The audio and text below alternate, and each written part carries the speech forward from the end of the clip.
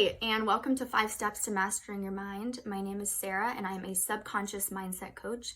And I just wanted to create this because it's probably one of the most common questions that I get from people is like, how do I keep my mind right? How do I keep it accountable?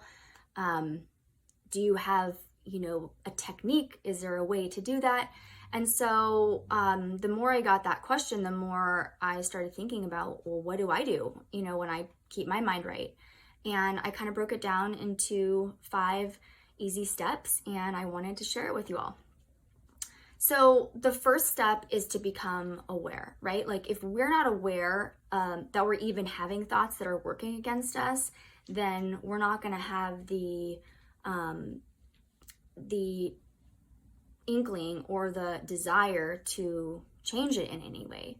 So the first step is to become aware of your thoughts, which really simply just means that when you're having those negative thoughts, usually you'll tell that their thoughts that are working against you are the thoughts that don't feel good, which is so easy, when you're like, oof, that doesn't feel good to me. And usually not feel good thoughts come up as fear, scarcity, anxiety,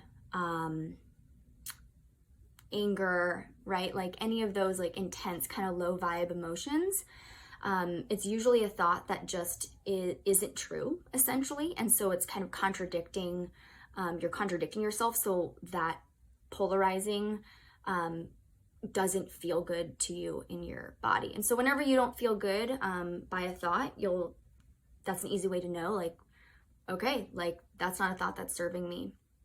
And so if you go throughout your day and you just learn and practice to become more and more aware of your thoughts, and even just acknowledge them, don't judge them, don't make them mean something. Like it's, something happens and you're like, ooh, that feels really shitty. What could that be? And then you think, oh, like I just had the thought, like, what if I don't get that car? Or what if I don't get that job?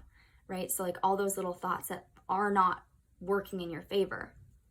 And then once you kind of become aware, and if you get really good at just becoming aware of your thoughts, where you're just like, interesting, okay, then you're going to move on to step 2.